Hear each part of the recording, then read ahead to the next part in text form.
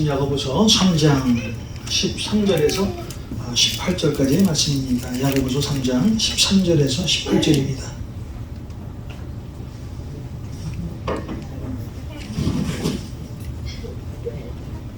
야고보서 3장 13절에서 18절입니다. 우리 같이 크게 읽겠습니다. 너희 중에 지혜와 총명이 있는 자가 누구냐? 그는 선행으로 말미암아 지혜의 온유함으로 그 행함을 보일지니라. 그러나 너희 마음속에 독한 시기와 다툼이 있으면 자랑하지 말라. 진리를 거슬러 거짓말하지 말라.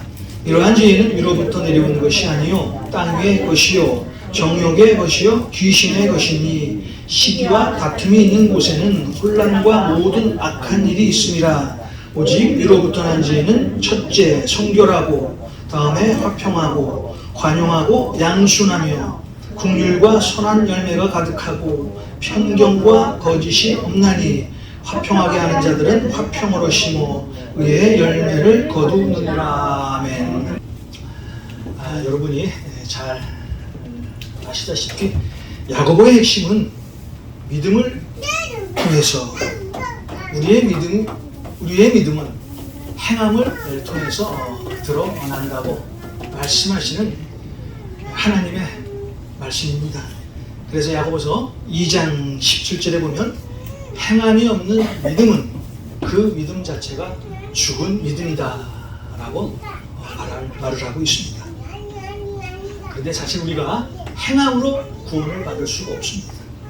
자, 우리가 구원받을 수 있는 유일한 길은 오직 예수 그리스도 그분의 이름으로만 구원받을 수 있습니다. 요한복음 14장 6절입니다. 요한복음 14장 6절 예수께서 이르시되 내가 곧 길이요 진리요 생명이니 나로 말미암지 않고는 아버지께로 올 자가 없느니라. 또 하나 우리 사도행전 14장 4장 12절을 보겠습니다. 사도행전 4장 12절입니다.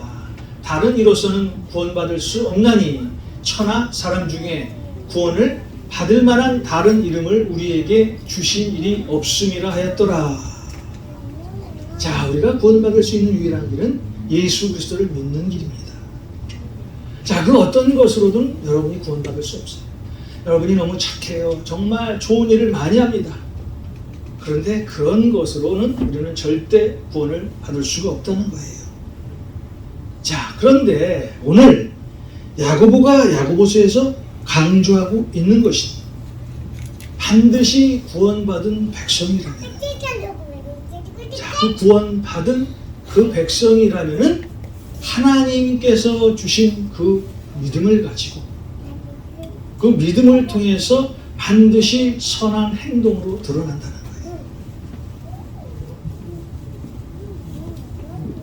우리 행실로는 구원받을 수는 없지만, 자, 믿음을 가진 그리스도의 성도라면 반드시 그 믿음을 통해서 행함이 드러난다는 거예요.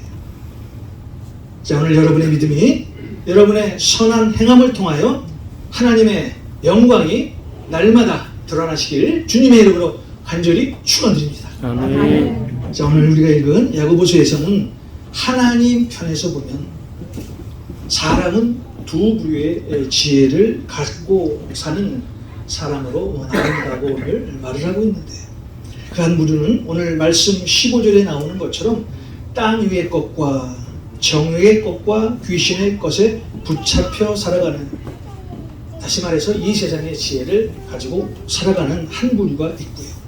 또 한 부류는 오늘 말씀 17절에 나오는 것처럼 위로부터 난 지혜를 가지고 살아가는 사람이 있다고 말을 합니다. 자, 그렇다면 먼저 땅 위의 것에 있는 지혜를 가지고 사는 사람은 어떤 사람들일까요? 땅 위의 것의 지혜를 가진 사람은 세상의 가치관에 따라 살아가는 사람들을 말합니다. 자, 이런 지혜를 가진 사람들은요, 자신이 원하는 대로, 자신이 갖고 싶은 대로, 자신의 육적인 욕망대로 살아갑니다. 자신의 욕심에 의해서 살게 됩니다. 자, 자신의 욕심에 의해서 살게 되다 보니까요, 당연히 세상과 동행하며 살아가게 됩니다.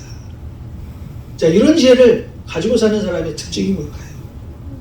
자, 오늘 말씀에 이 세상의 지혜를 갖고 사는 사람의 특징은 독한 시기와 다툼의 모습으로 살아간다고 말하고 있어요. 독한 시기와 다툼의 모습으로 살아간다. 다시 말해서 이런 세상의 지혜를 가지고 사는 사람은 자신의 욕심을 채우기 위해서, 욕망을 채우기 위해서 독한 시기와 다툼을 통해서 악한 일도 서슴지 않고 한다는 거예요. 결국 이 세상의 지혜가 마치 진짜인 것처럼 우리를 속이고요. 세상의 방식으로, 세상의 방법으로, 세상의 법칙으로 우리를 살게 만듭니다. 자, 이렇게 사는 사람, 하나님의 지혜와 세상의 지혜, 이렇게 구분 못하고 사는 사람이 우리 주위에 얼마나 많습니까? 그러나 이것은 오늘 말씀에 나오는 것처럼 이 지혜는 귀신이 주는 지혜입니다. 자, 이런 지혜는 우리가 절대 가져서는 안 되겠죠. 자, 그렇다면 오늘 우리가 가져야 할 지혜는 어떤 지혜일까요? 자, 위로부터 난 지혜입니다. 자, 위로부터 난 지혜는 하나님께로부터 오는 지혜입니다. 오늘 우리는 이런 지혜를 가지고 살아야 진정한 그리스도인으로 거듭날 수가 있습니다. 오늘 우리는 이 위로부터 오는 하나님의 8가지 지혜에 대해서 한번 알아보는 시간을 갖겠습니다. 먼저 위로부터 오는 지혜, 첫 번째는 성결입니다. 성결, 거룩하고 깨끗하다는 뜻입니다. 성결은 하나님의 속성입니다. 구약에 보면은 제사장들이 하나님을 만나기 위해서 가장 먼저 해야 될 일은 자신을 성결케 하는 일이었어요. 자신의 마음을 깨끗게 하는 일이었어요. 그래야 제사장들이 성소에 들어가서 하나님 앞에 제사를 드리게 됩니다. 자, 우리가 성결한 삶을 살기 위해서 어떻게 해야 할까요? 내 마음속의 주인이 예수 그리스도가 되어야 합니다. 내 마음속의 주인이 예수님의 주인이 되기 위해서는 우리 갈라디아서 2장 20절의 말씀처럼 우리 자신을 예수 그리스도의 십자가에 못을 박아야 합니다. 우리의 더럽고 추악한 그 마음을 예수 그리스도 십자가에 못을 박아야 우리는 성결한 마음을 가질 수가 있어요. 자, 이럴 때 주님이 내 안에 주인이 되십니다.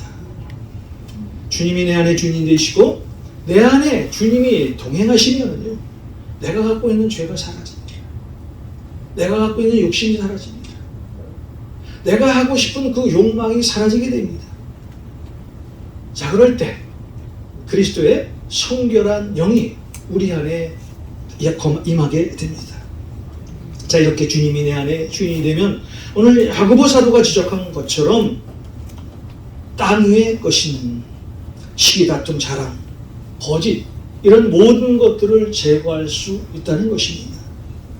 자, 내 마음에 그리스도가 찾고 있을 때 하나님이 성결하신 것처럼 우리도 그때 성결한 삶을 살아갈 수가 있습니다. 우리의 성결한 생각과 성결한 행위는 우리가 어떤 상황에 닥쳐도 그 안에서 하나님이 역사하시는 그런 역사를 체험하며 살게 됩니다. 위로부터 난 지혜를 가지고 사는 사람은 언제나 성결한 삶을 살아가게 됩니다. 자, 우리는 이런 위로부터 난 지혜인 성결을 가지고 하나님 앞에 가까이 갈 때 날마다 하나님을 바라볼 수 있고요. 또 그 성결한 삶을 통해서 우리 주위에 내 안에 계신 예수 그리스도를 증거하며 살아갈 수가 있습니다. 자, 이런 삶을 사시는 여러분이 되시길 주님의 이름으로 축원드립니다. 아멘. 자, 위로부터 난 지혜, 두 번째는 화평입니다. 자, 우리가 하늘로부터 난 지혜를 따라 살아가는 믿음의 사람이 맞다면, 정말 지혜로운 사람이 맞다면 우리는 온유한 마음을 가지고 살아가야 한다는 거예요. 마태복음 5장 9절입니다. 화평하게 하는 자는 복이 있나니 그들이 하나님의 아들이라 일컬음을 받을 것이며. 자, 예수님께서는 둘을 하나로 만드신 화평의 주인공이셨습니다. 예수님은 막힌 담을 허셔서 하나 되게 하시는 하나님의 종이었습니다. 그래서 에베소서 2장 14절에 보면은 그는 우리의 화평이신지라 둘로 하나를 만드사 원수된 것 곧 중간에 막힌 담을 자기 육체로 오시고 라고 우리 주님께서 말씀하고 있습니다. 자, 우리의 본성은 어떻습니까? 싸우기 좋아하지. 또 논쟁하기 좋아합니다. 또 성내기를 얼마나 좋아합니까? 마음에 분이 있으면요, 그 분을 담고 있지 못해요. 그 분을 풀어야 우리의 마음이 아주 시원합니다. 그러나 우리 안에 예수 그리스도의 생명이 있으면요, 이런 악한 우리의 모습이 예수 그리스도의 영으로 바뀔 수 있다는 거예요. 생명의 진리 안에서 화평한 삶을 살아갈 수 있다는 것입니다. 자, 이것이 위로부터 난 지혜를 가지고 사는 사람의 특징이에요. 우리는 화평하며 살아야 합니다. 평안을 추구해야 합니다. 왜냐하면 예수님께서 그렇게 명령하셨기 때문에, 성경에 우리에게 그렇게 말씀하셨기 때문입니다. 자, 여러분의 화평을 통해서 세상에 예수 그리스도를 증거하는 자, 여러분이 되시길 주님의 이름으로 축원드립니다. 네. 자, 위로부터 난 세 번째 지혜, 관용입니다. 자, 관용.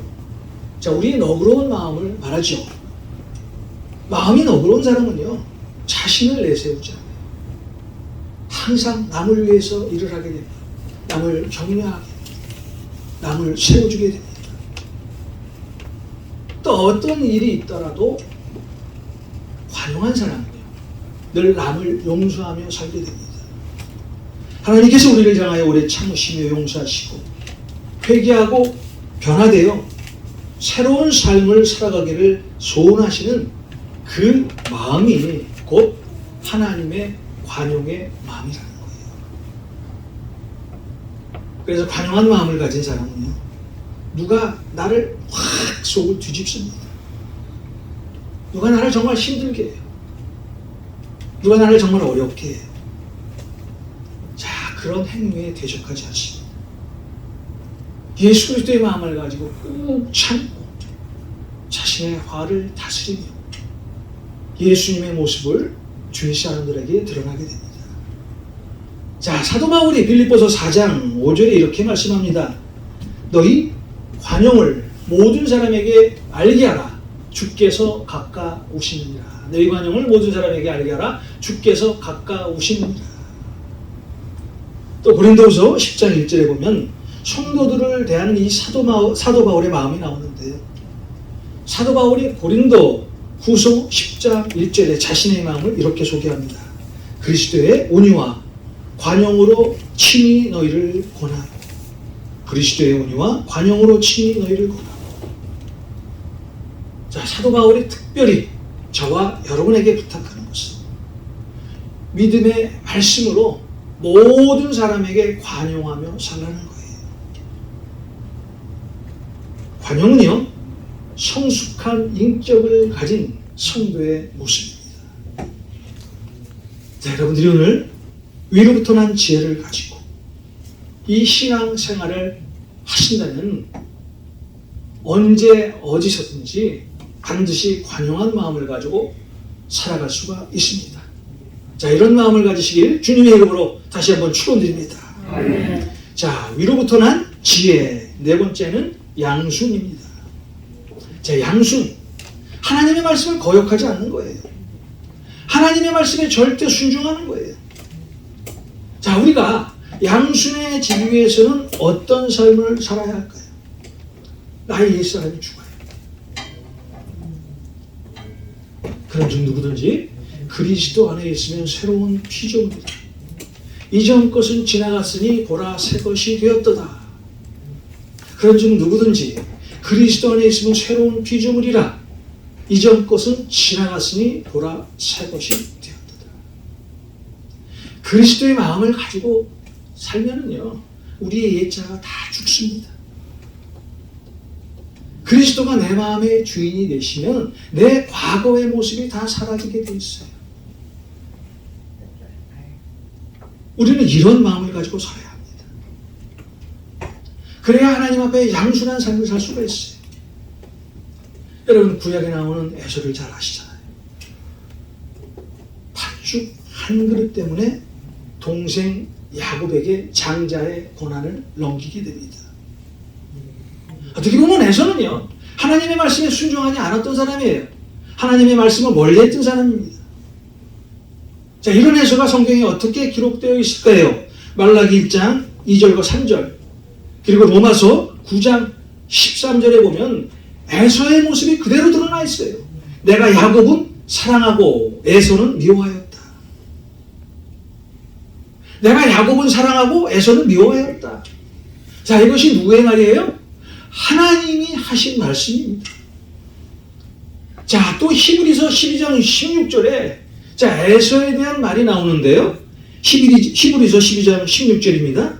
음행하는 자와 혹 한 그릇 음식을 위하여 장자의 명분을 판 에서와 같이 망령된 자가 없도록 살피라. 자, 어떻게 보면 에서는 하나님으로부터 버림받은 사람이에요. 자, 에서가 왜 이런 행동을 했을까요? 에서의 마음에 양순이 사라졌어요. 그러다 보니까 하나님의 말씀에 순종하지 않았습니다. 자, 여러분, 구약에 나오는 사울왕은 어떻습니까? 사울왕의 처음 시작은 너무나 좋았어요. 하나님이 그를 세우셨잖아요. 정말 이 사울왕은요, 이 양순한 마음을 가지고 하나님 앞에 섰던 사람이에요. 자, 그러자 사울에게 양순한 마음이 사라졌어요. 어떤 일이 벌어지니까 하나님께서 그를 왕으로 세우신 것을 후회했어요.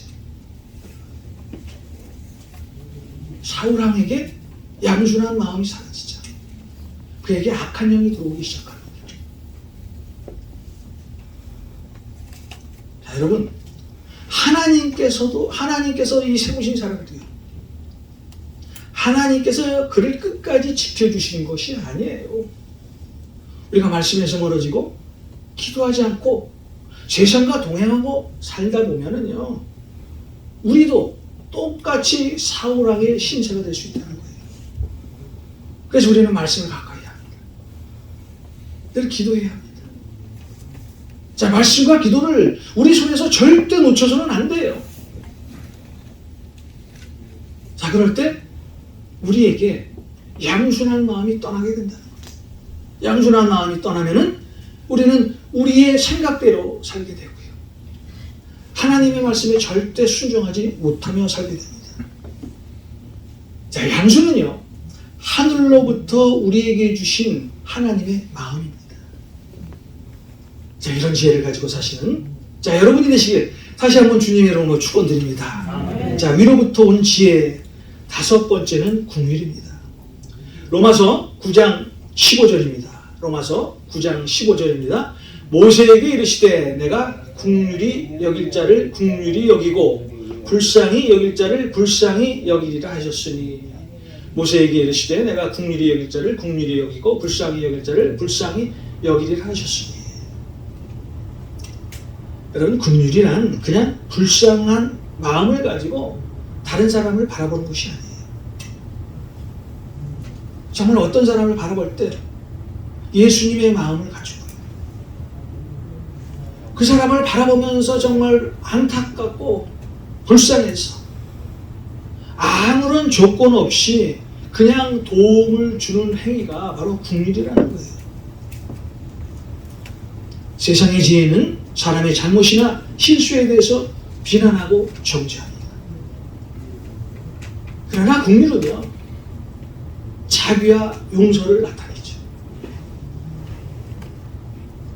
긍휼한 사람은요, 늘 자비한 마음을 가지고 삽니다.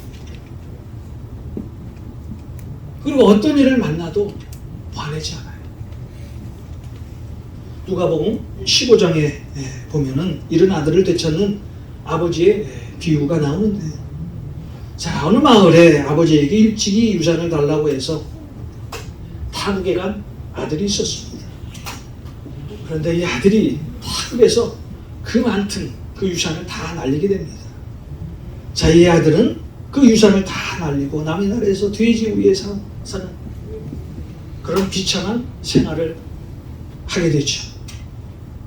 자, 헐벗고 굶주립니다. 결국 이 아들은 아버지의 집으로 돌아가기로 결심을 합니다. 자, 이 아들이 마을 저 많이 나타났어요. 아버지가 그 아들을 바라보게 됩니다.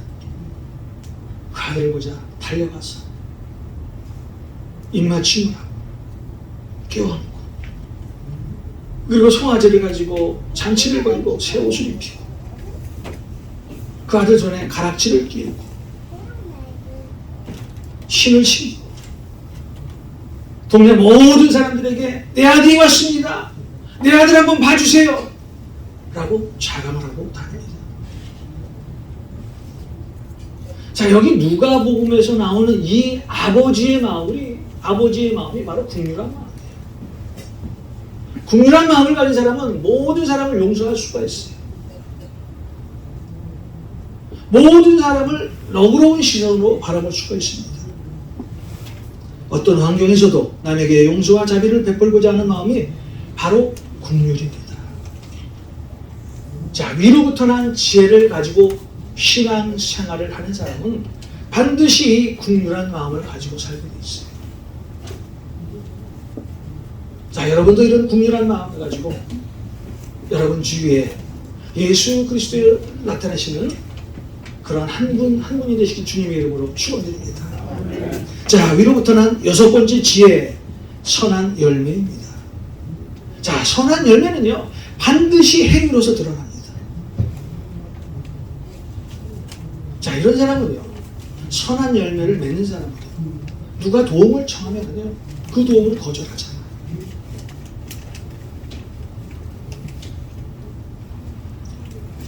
말로만 한 것이 아니라 정말 행함으로써 그의 모습을 드러내게 됩니다. 마태복음 7장 20절에 보면 그들의 열매로 그들을 알리라 라는 우리 주님의 말씀이 있습니다. 마태복음 7장 20절입니다. 그들의 열매로 그들을 알리라. 지금 여러분의 모습이 지금까지 내가 어떻게 살았는지를 알려주는 것이 열매라는 거예요. 예수님께서는 오늘 우리에게 열매를 구하십니다. 더 나아가서 우리 예수님께서는 성령의 9가지 열매를 우리에게 요구하고 있어요. 자, 성령의 9가지 열매입니다. 사랑, 희락, 화평. 여러분은 어떤 환경에서도 오래 참아야 돼요. 자비, 양성, 선한 행위, 충성. 우리는 어떤 환경에서도 하나님 앞에 충성해야 되죠. 8째, 온유. 9번째, 성령의 열매. 절제.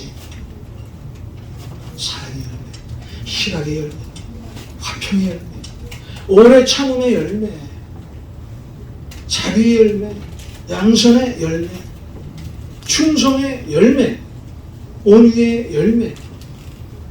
마지막으로 절제의 열매를 맺어야 이때 비로소 우리는 완벽한 하나님이 보시기에 가장 충성스러운 종으로 세워질 수가 있어요.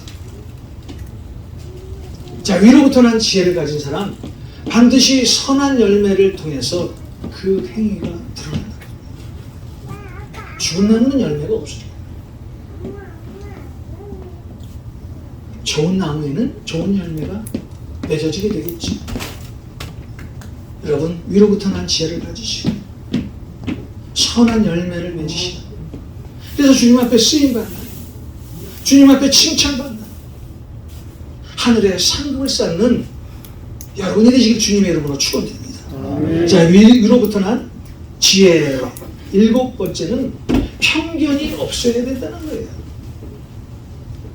자, 여기서 편견이란 외적인 것을 보고 사람을 판단하는 것을 말합니다. 자, 야고보서 2장에 보면요, 편견, 즉 차별은 죄라고 분명히 말씀하고 있어요. 야고보서 2장 1절에서 4절에 이런 말씀이 있습니다. 내가 읽어드리겠습니다. 내 형제들아, 영광의 주 곧 우리 주 예수 그리스도에 대한 믿음을 너희가 가졌으니 사람을 차별하여 대하지 말라. 만일 너희 회당에 금가락지를 끼고 아름다운 옷을 입은 사람이 들어오고 또 남루한 옷을 입은 가난한 사람이 들어올 때 너희가 아름다운 옷을 입은 자를 눈여겨보고 말하되 여기 좁은 자리에 앉으소서 하고 또 가난한 자에게 말하되 너는 거기 서 있든지 내 발등상 아래에 앉으라 하면 너희끼리 서로 차별하여 악한 생각으로 판단하는 자가 되는 것이 아니냐. 제가 10년 전인가요? 어느 선교사님과 함께 이제 설렁탕을 먹으러 웨스턴과 이가에 있는 어느 설렁탕집을 들어가게 돼 있었어요.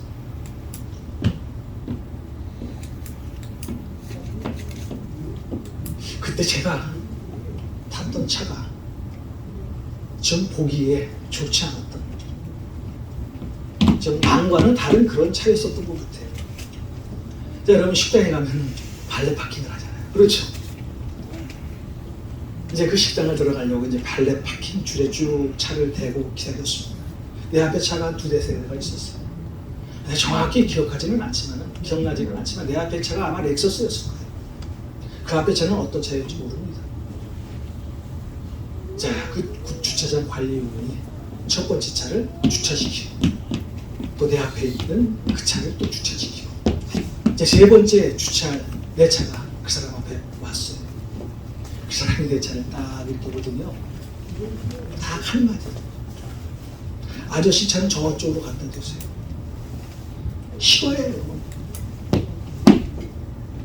그때 제 차가 유리창이 고장나 있었어요.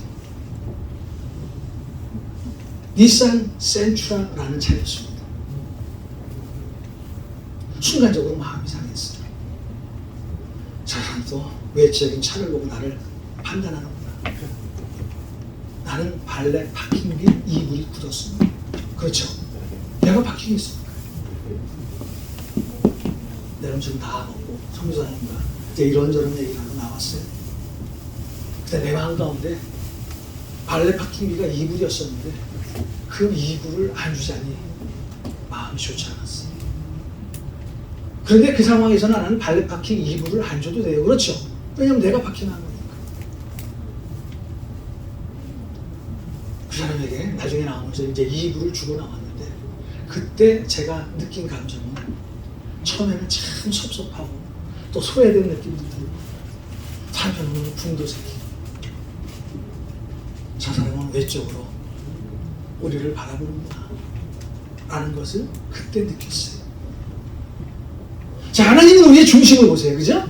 근데 사람은 우리의 외적인 것을 보세요. 외적인 것을 보고 판단합니다. 근데 우리 하나님께서는 이 외적인 것을 보고 판단할 때 그것을 죄라고 말씀하고 있는 거예요. 절대 우리는 외적인 것을 보고 판단해서는 안 돼요. 남을 차별해서는 안 됩니다.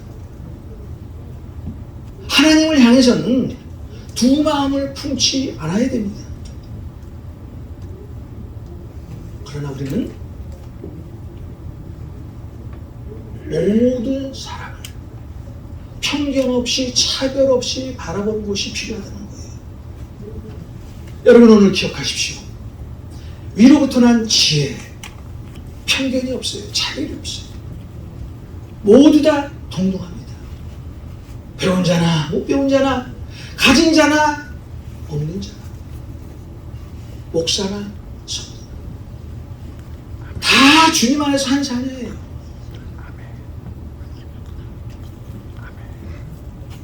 위로부터 난 지혜, 편견이 없는 지혜를 가지십니다. 자, 그런 삶을 통해서 하나님 앞에 영광을 돌리시는 여러분이 되길 주님의 이름으로 축원드립니다. 아멘. 자, 마지막으로 위로부터 난 지혜는 거짓이 없다고 말을 하고 있어요. 여러분 하나님은요 신실한 사람을 찾아요. 진실한 사람을 찾으십니다.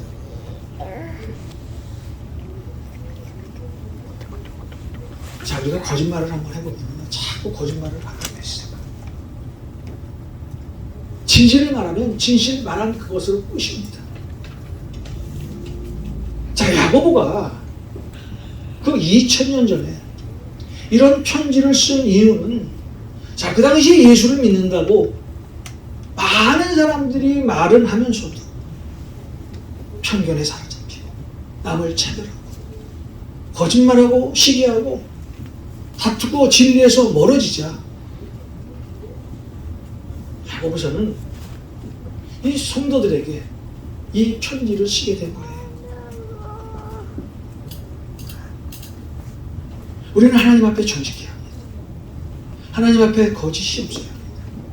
자, 우리가 하나님 앞에 거짓 없이 정직하게 살기 위해서는 우리는 날마다 하나님 앞에 회개하며 살아야 돼요.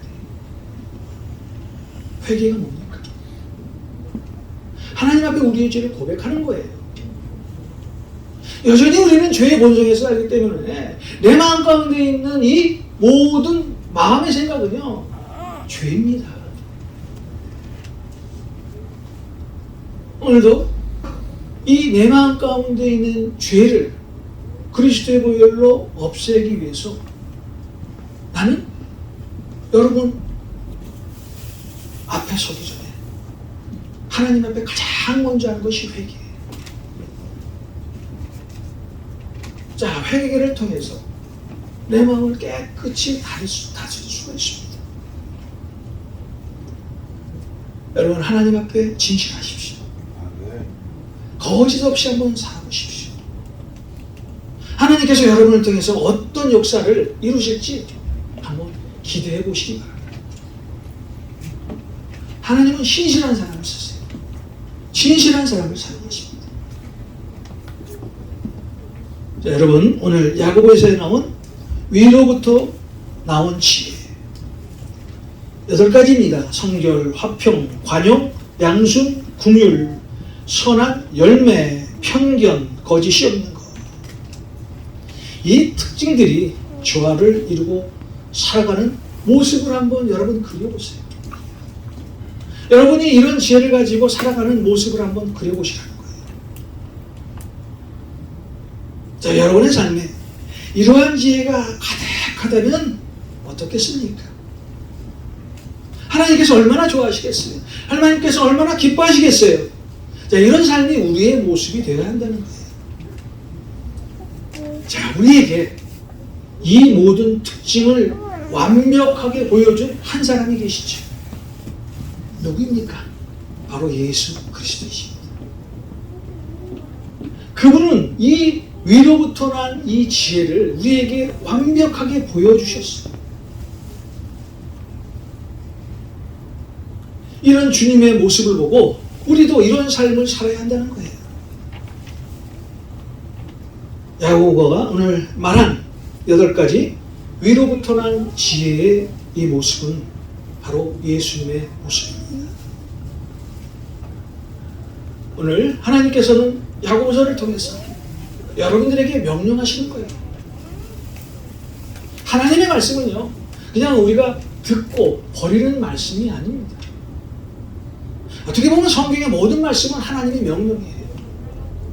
이것은 지키고 저것은 지키지 않는 것이 아니라 하나님의 모든 성경의 말씀은 반드시 지켜야 할 명령의 말씀이라는 거예요.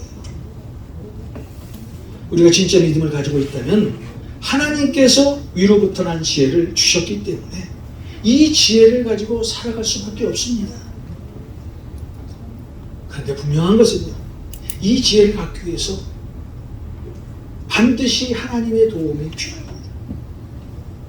하나님께 구하십시오. 하나님 앞에 한번 엎드려 보십시오.